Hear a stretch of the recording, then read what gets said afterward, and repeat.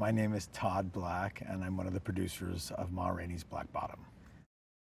After Fences, Denzel had set up all the plays, the cycle. There were 10 total. And the estate,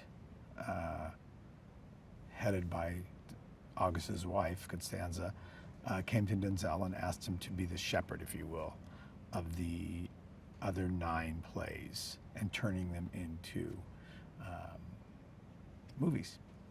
And they were originally set up at HBO when I got involved, and HBO unfortunately didn't want to give us the right amount of money that we needed to make the movies. So we got it out of HBO, and Denzel and I both had relationships at Netflix. So we went to Netflix and we sat down with Ted Sarandos and Scott Stuber and kind of explained the vision, if you will, of doing one a year and honoring August Wilson the way we honored him on Fences.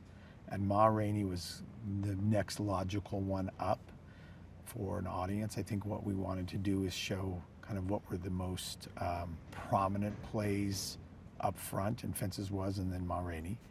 And so that's why Ma Rainey was picked, plus Viola was available for when we needed to go. So there was really no one else to play Ma Rainey that was perfect in mine or Denzel's or George Wolfe's mind. When we went to Viola, it was interesting because she's not naturally a singer.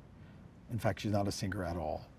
And she has a little scene in Fences where she's hanging laundry out in the backyard, and she's humming some church song, and she kind of is humming a tune, but she's not really a singer, and she's very self-conscious about that. So when I called her, I said, "You're a brilliant actress. You need to act like you can sing, and we'll help you out." You know, George Wolfe, our director, is not concerned if you can really carry a tune or not. You know, we'll help you with somebody else that can, and you will lip sync, and it will work beautifully, and you're such a strong actress that you'll sell it. And I think that gave her immediate relief. I remember my second phone conversation with her, and this is my 4th movie with her. She was trusting that, and she's like, "Okay, I hear you. Give me a minute." And about 2 weeks went by, and I called her agent and her manager, and I said to them, "I haven't heard from Viola." And I gave her relief pad, and they said, "Oh, she wants to do the movie. She would not do it." So it just was her kind of settling into it and being okay with the singing part of it, and kind of doing her homework and immersing herself into Ma Rainey and the history of Ma Rainey. And boy, she's done that beautifully. I think that's right. I think you want to hear Ma Rainey singing. It was such a distinct voice and such a distinct time. And I think to be able to hear the songs of Ma Rainey and have this great voice and the meaning behind it and the songs behind it were really critical. And I know George really wanted that, our director. And Denzel encouraged that, and I encouraged that, and certainly Viola got really comfortable with that. So I think we were going to honor that no matter what. So the reason George Wolfe is the director are twofold. A, George had always wanted to work on an August Wilson play, and he had written to August a number of times, and really was interested in going down that road. The second thing that happened was kismet, in that Denzel and George this last year did Iceman Cometh on stage with Michael Potts, funnily enough, who's also in Ma Rainey. And Denzel was so impressed and taken by George that he's like, he's the perfect person. George has a very musical ear. He's directed so many musicals. He knows the history of Ma Rainey and the history of this kind of music better probably than any director today.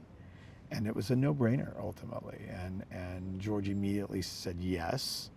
And he fit into it like a hand into a glove. It was really just a natural, organic fit. And he's killing it right now. He's doing a fantastic job. I think in Ma Rainey, it really is about being recognized properly for your talents and trying to break out of quote unquote where society wants you to live.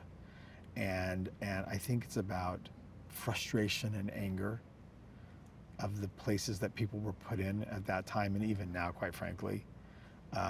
August Wilson was so ahead of his time in his writing, and I think Ma Rainey's a perfect example of that. It's amazing how it is so applicable right now as it was in 1927. Having Denzel as a producer on this movie, not directing it, not starring in it, has been some of the most fun I've had with him in 29 years. He is learning a new skill, and the way Denzel approaches everything is he wants to learn everything. So it's been really fun for me to get to either show him by example or tell him or watch him observe other people as I'm observing them, watching him in cost report meetings, watching him in just all different things that he's never been involved with before, because as a director or as an actor, he didn't need to be involved in those things. So it's a whole different skill set that he's learning, and that I'm very lucky in that I get to kind of help him with or observe. He's really enjoying the role, and I'm enjoying working with him as a producing partner.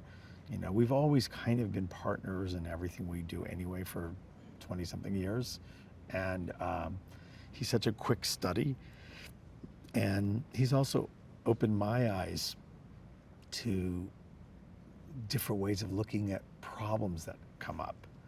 May they be creative problems or may they be financial issues that, you know, he has a different way of looking at. He's highly intelligent, and he has a different skill set than all the rest of us have on this movie.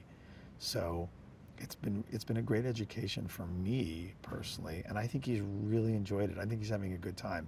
As he said, he can sleep easier at night, not having to worry about directing a scene or acting in a scene in the morning. But it is a whole different skill set that he's learned.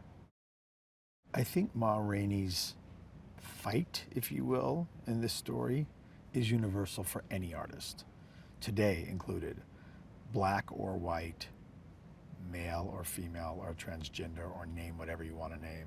I think it's really important, and I think it's as topical as ever. You know, you have to be able to make sure you are being treated equally like the next artist is, no matter who you are. And Ma Rainey's voice was amazing, and what she's saying about was amazing. And, you know, she was right up there with Bessie Smith or any of the best of those white singers, or other black singers even. I think her fight for equality, I think her fight for equal pay, I mean, those are still issues we're dealing with today. It's crazy how, again, August Wilson was so ahead of his time, knowing that these things are so important to anybody, particularly an artist who is putting out work to entertain the public. You know, you need to be treated properly and equally and fairly, no matter who you are and no matter what color your skin is.